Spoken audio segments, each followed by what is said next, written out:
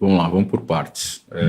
Vamos fingir só que você é presidente. Aí, não, que você tá bom, depois a gente finge, mas acho que primeiro, cara, preciso dizer para vocês que diferente talvez o Movimento Corinthians Grande, a Chapa 82, seja a única chapa que participa do Conselho.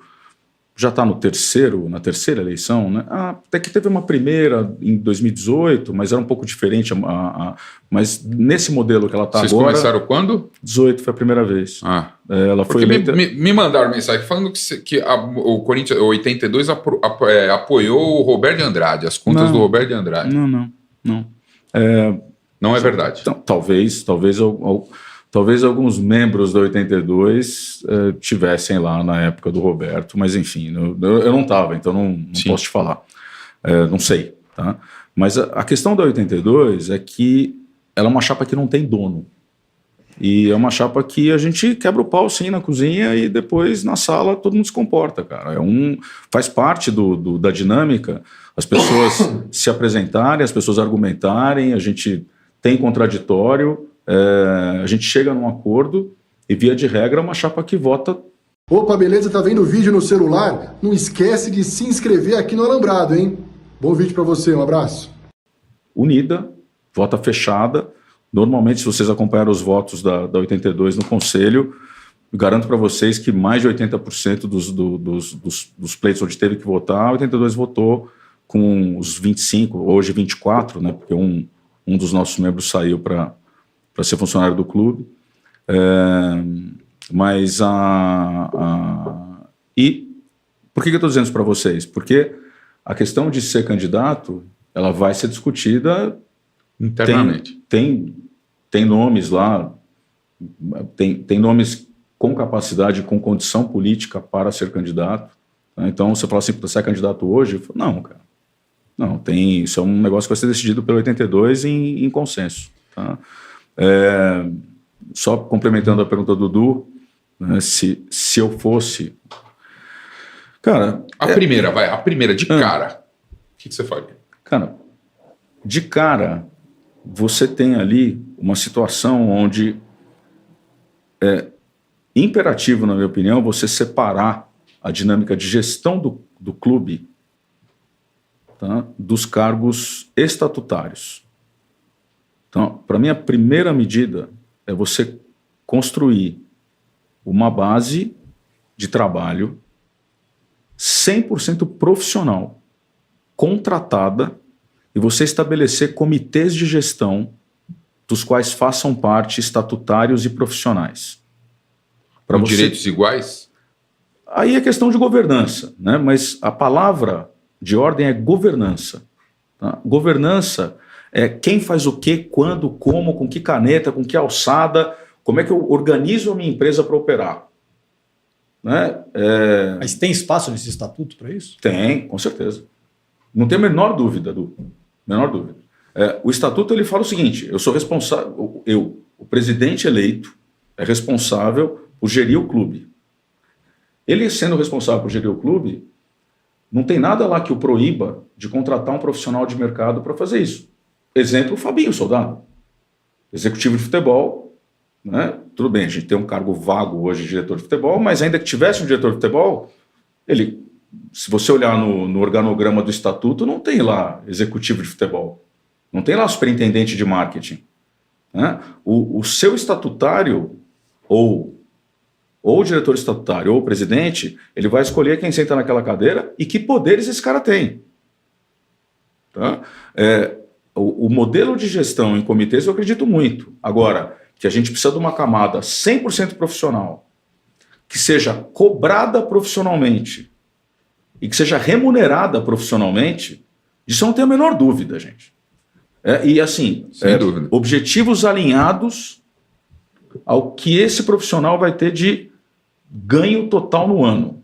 Cara, você tem essa meta aqui de receita, você tem essa meta de despesa. E vai ser cobrado por isso. Você cumpriu a meta, você ganha uma bonificação. Você superou a meta, você ganha mais. Igualzinho eu fazia no banco. Você comentou a Chapa 82... Aliás, só para falar do... Puta, eu tô te cortando direto, né? Mas eu queria fazer uma perguntinha aqui. Não, para quem não sabe, você trabalhou no Itaú e no Safra, né? Trabalhei em banco, foram 20 anos. Trabalhei no Santander, no Unibanco, no Itaú e no Safra. Tentar fazer uma conta mais ou menos ali. Quanto que entra por mês no cofre do Corinthians? Na sua época. Putz, Quanto que pinga ali? Pum, na média. Cara, sim, na Um número média, aproximado. na média é fácil. Se eu pegar um bi 100, que foi de receita ano, dividido por 12, Tá. né? Se fosse um bi 200, ia dar 100 milhões, é isso?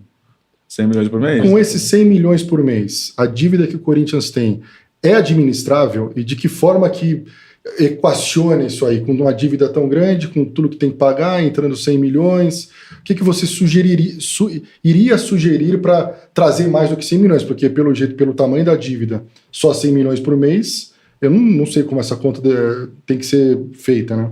É pouco, né? Não. Você está falando aí do segundo ou terceiro, segunda ou terceira maior receita do país. Né?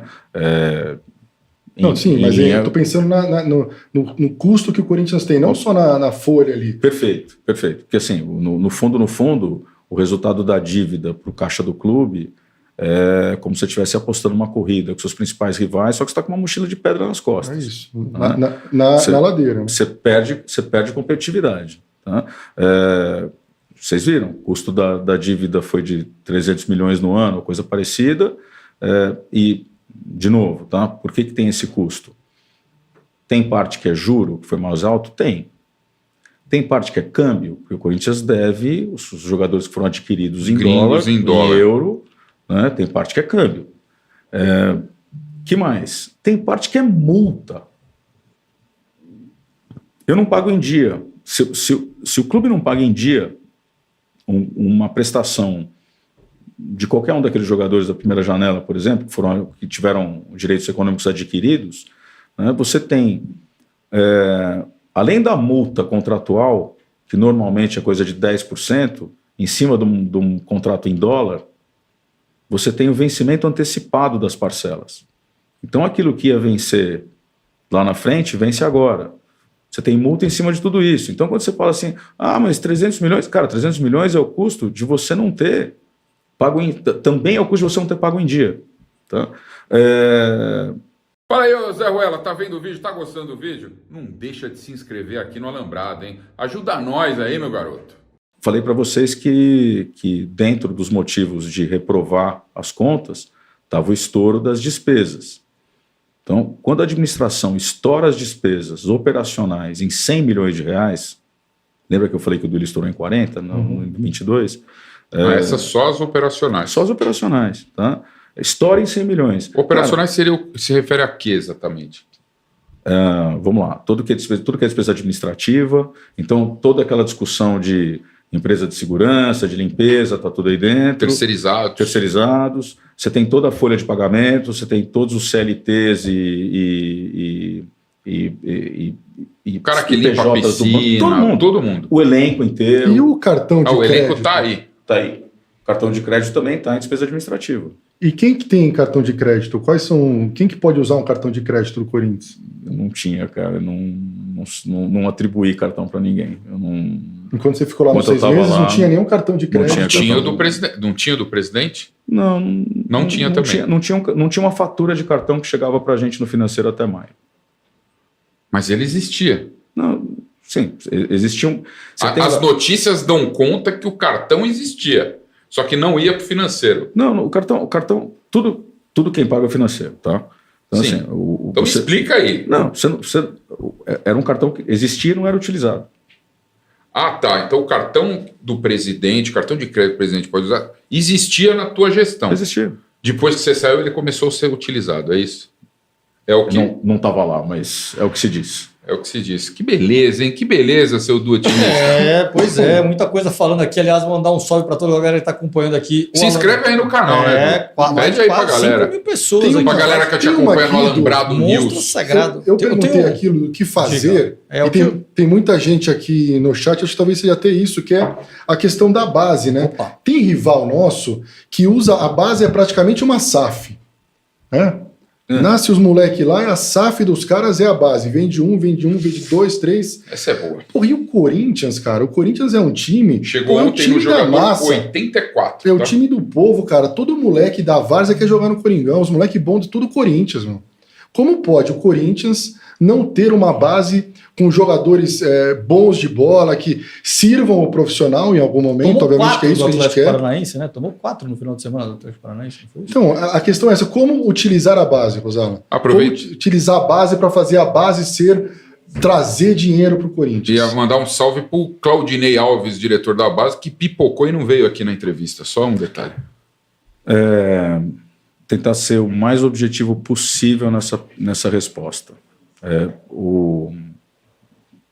A gente está falando aí de 80 e quantos até agora inscritos? 83 ou 86? 86, né? 84, Acho que segundo bateu meu parceiro. bateu 2 quarta-feira, deu 86.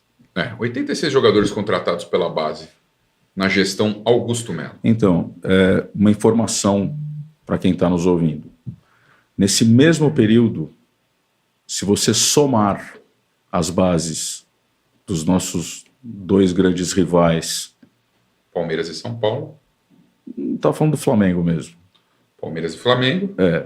Se você somar todas as inscrições que esses 2 clubes fizeram no BID de jogadores da base, não dá 20 atletas, os 2 juntos. Em quanto tempo que o Corinthians passa a ser positivo e deixa de ser negativo?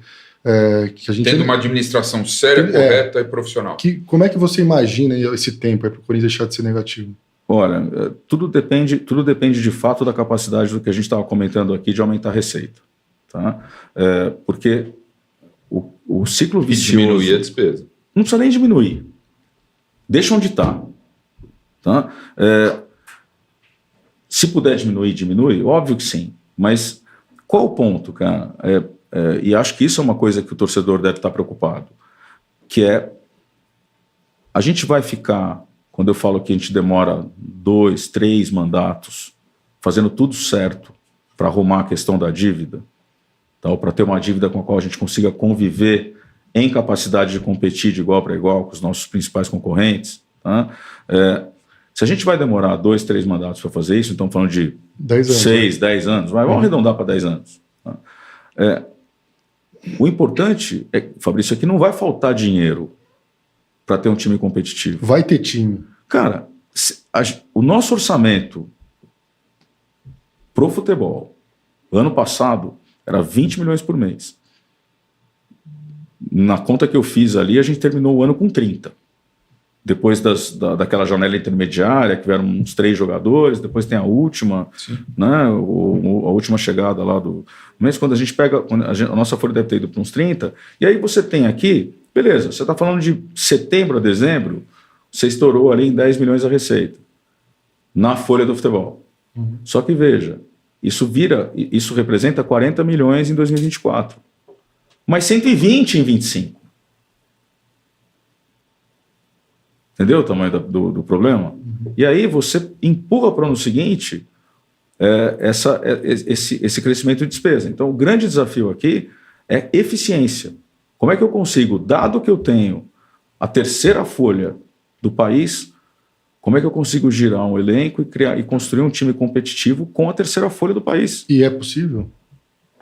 A gente já Tem que fez, ser, né? A gente já fez mais com menos. Você teria contratado o Memphis Depay?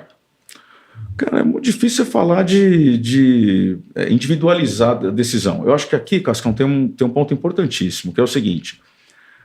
Claramente você tem uma última janela ali que foi vamos chamar de correção de rota? Emergencial. Emergencial. Tá? Eu acho que a grande questão é como é que você volta para o início.